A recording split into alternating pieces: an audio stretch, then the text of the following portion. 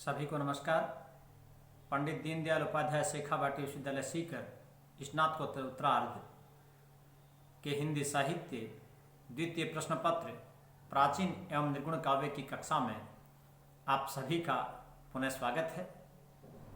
पिछले कुछ दिनों से हम कबीर पर चर्चा कर रहे हैं और जैसा आप जानते हैं कबीर हिंदी साहित्य के एक प्रमुख हस्ताक्षर हैं। कबीर निर्गुण मार्गी कवि हैं और इस शाखा के प्रतिनिधि कवि हैं।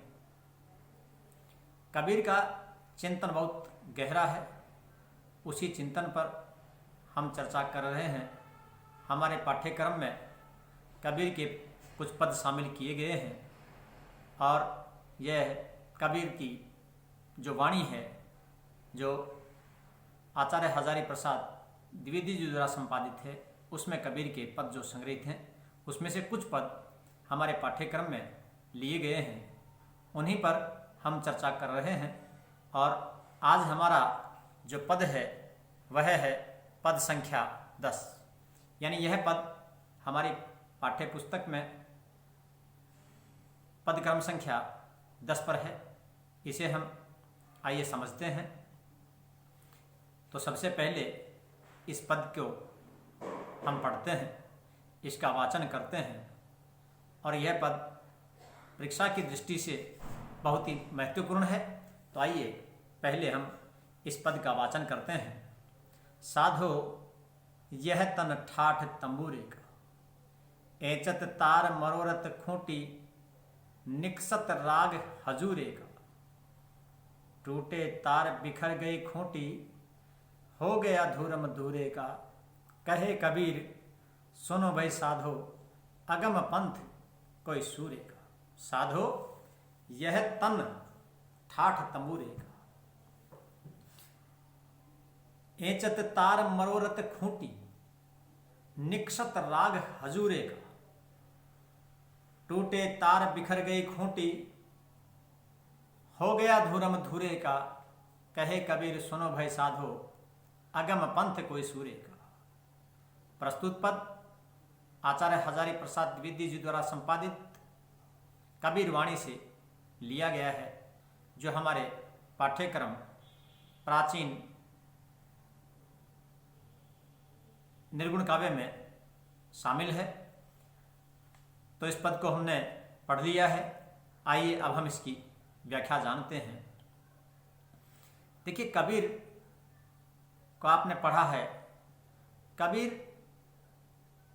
इंद्रियों को वश में करने की बात करते हैं, कबीर साधना की बात करते हैं और कबीर उस ईश्वर को पाने के लिए मन की पवित्रता की बात करते हैं। यानी कबीर का ऐसा मानना है कि जिसने साधना की है, यानी ईश्वर को पाने के लिए प्रेम की आवश्यकता है, साधना की आवश्यकता है, इंद्रियों को वश में करने की आवश्यकता है। जिस व्यक्ति ने इंद्रियों को वश में कर लिया है, काम, क्रोध, मद, लोभ, मोह, ईर्षा, द्वेष, छल, कपट, प्रपंच, और इनको जिन्होंने समाप्त कर दिया है, जो अपनी इंद्रियां हैं उनको जिन्होंने नियंत्रण में कर लिया है, वह उस परम तत्व को पा सका है। इसके अलावा कोई दूसरा व्यक्ति उस परमात्मा को पा नहीं सकता, ऐसा मानते हैं कबीर। प्रस्तुत पद में भी कबीर तन को तंबूरा, जो एक वाद्य यंत्र है जिसमें तार लगते हैं और वह वाद्य यंत्र बहुत ही मधुर स्वर देता है, तो यहाँ कबीर तन की, इस शरीर की, इस मानव शरीर की तुलना करते हैं। किससे करते हैं? तंबूरे से। और बड़ी प्यारी बात कहते हैं, बहुत महत्वपूर्ण बात कहते हैं। साधो यह तन ठाठ तंबूरे का, कि साधो ये जो तन है इसका ठाठ तो उस तंबूरे के समान है। इस शरीर का जो ठाठ है वो तंबूरे का सा ठाठ है। अब देखिए तंबूरे का क्या ठाठ है। तंबूरे का ठाठ ये है कि जब उसके जो तार हैं, एंचत तार, जब उसके तार खींचे जाते हैं, मरोरत खूंटी, जब तंबूरे का जो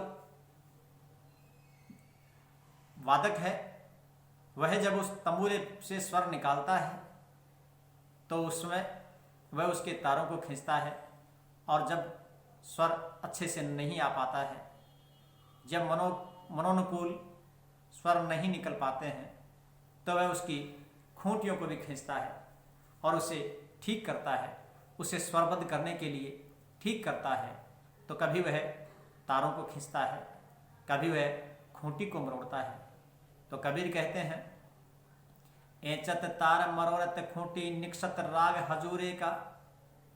जब उससे उसकी तार जो हैं वो खींचे जाते हैं, खूंटी मरोड़ी जाती है, तब उससे जो स्वर निकलता है, जो उससे ध्वनि निकलती है, वह बहुत ही प्यारी ध्वनि होती है, बहुत ही प्यारा संगीत होता है, बहुत ही मधुर संगीत उससे निकलता है।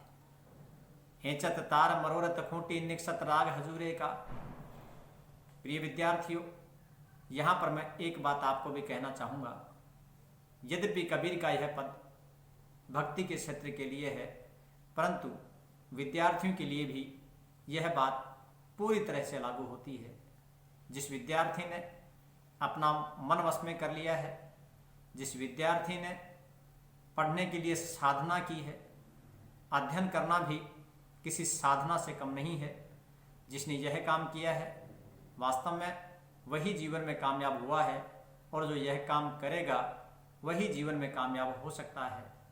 अगर आपने अपने आप को ढीला छोड़ दिया, आप अपने इंद्रियों के वश में अगर हो गए, तो जिस लक्ष्य को तुम प्राप्त करना चाहते हो उस लक्ष्य को आप कभी प्राप्त नहीं कर पाएंगे। तो कबीर का ये जो पद है ये आप पर भी पूरी तरह से लागू होता है, हम सब पर भी पूरी तरह से लागू होता है। तो कबीर कहते हैं, साधो यह तन ठाठ तंबूरे का। इस तन के जो ठाठ हैं वो तो तंबूरे के से ठाठ हैं। जैसे तंबूरे के ठाठ हैं वैसे ही इस शरीर के ठाठ हैं। एंचत तारा मरोरत खूंटी निक्षत राग हजूरे का। अगर हमने इस शरीर के तारों को खींच लिया, अगर हमने इंद्रियों को वश में कर लिया, अगर हमने हमारी काम वासनाओं को, हमारी अपरिमित इच्छाओं को अगर नियंत्रण में कर लिया, अगर वश में रख लिया, तो निक्षत राग हजूरे का, फिर इस शरीर से, फिर हमारे इस मन से जो राग है वह बहुत ही सुंदर राग निकलने वाला है, बहुत ही अच्छा राग निकलने वाला है। और वह राग कौन सा है? वह राग है प्रेम का, वह राग है भगवान का, वह राग ईश्वर को प्राप्त करने का। फिर कहते हैं, टूटे तार बिखर गई खूंटी हो गया धूरम धूरे का। टूटे तार बिखर गई खूंटी हो गया धूरम धूरे का। और जब तार टूट जाएं, खूंटियां बिखर जाएं, हो गया धूरम धूरे का, तो वो जो तंबूरा है वह धूल में मिल जाता है। जो धूल का तंदूरा है वह धूल में ही मिल जाता है। तो यहाँ पर कबीर समझाना चाहते हैं कि रे मनुष्य, अगर तुम्हारे शरीर की ये जो तार हैं, जो इंद्रियों के जो तार हैं, इनको अगर तुमने नहीं खींचा और अगर ये ढीली रह गई, अगर तुम इनके नियंत्रण में आ गए, तुम इनकी पकड़ में आ गए, तो तुम्हारा ये जो शरीर है वो किसी काम का नहीं। फिर तो कैसे है? जिस प्रकार से जो तंबूरा है वो धूरम धूरे का हो जाता है, धूल का तंदूरा धूल में मिल जाता है, उसी प्रकार से ये जो शरीर है वह भी उस मिट्टी में मिल जाएगा, अर्थात व्यर्थ चला जाएगा, किसी काम का नहीं रहेगा। तो कबीर कहते हैं, टूटे तार बिखर गई खूंटी हो गया धूरम धूरे का। कहे कबीर सुनो भाई साधो अगम पंथ कोई सूरे का। फिर कबीर समझाते हुए कहते हैं, कहे कबीर सुनो भाई साधो अगम पंथ कोई सूरे का। कबीर कहते हैं कि रे साधो, अरे सजनो तुम सुनो, ये जो अगम पंथ है वो तो किसी सूरवीर का है। यानी जो अगम जहाँ पर जाया नहीं जा सकता, जहाँ पर पहुँचा नहीं जा सकता, जो अगम्य है, वहाँ पर पहुँचना, उस पंथ को, उस रास्ते का अनुसरण करना, उस रास्ते से मंजिल तक पहुँच जाना, यह काम तो किसी सूरवीर का है। सूरवीर का क्यों है? क्योंकि वही सूरवीर हो सकता है जिसने अपने इंद्रियों को नियंत्रण में कर लिया है, अपने मन को जिसने वश में कर लिया है और जिसने साधना की है, जो अपने शरीर को, अपने मन को, अपनी इंद्रियों को, अपनी वासनाओं को, अपनी अपरिमित इच्छाओं को जो वश में रख कर के और जो उस ईश्वर की भक्ति करता है, उस पिता परमेश्वर की आराधना करता है, उसकी साधना करता है, वास्तव में वही उसको पा सकता है। ऐसे ही सूरवीर का यह काम है और यह पंथ जो है वो वैसे ही सूरवीर का है, अन्य किसी का नहीं है। साधो यह तन ठाठ तंबूरे का, एचत तार मरोरत खूंटी निक्षत राग हजूरे का। हे साधो, ये जो तन है उसका ठाठ तो तंबूरे का सा ठाठ है, एचत तार मरोरत खूंटी निक्षत राग हजूरे का। टूटे तार बिखर गई खूंटी, हो गया धूरम धूरे का, कहे कबीर सुनो भाई साधो, अगम पंथ कोई सूरे का। तो ये तो थी इसकी व्याख्या, ये आपको बहुत अच्छे से समझ में आ गई होगी। अब मैं इसमें जो विशेष बातें जो हैं, इसका जो विशेष महत्व है उसके ऊपर चर्चा करता हूँ, जो आपको परीक्षा में जब व्याख्या आती है, जब आपसे व्याख्या करने के लिए कहा जाता है तो आपको लिखना होता है।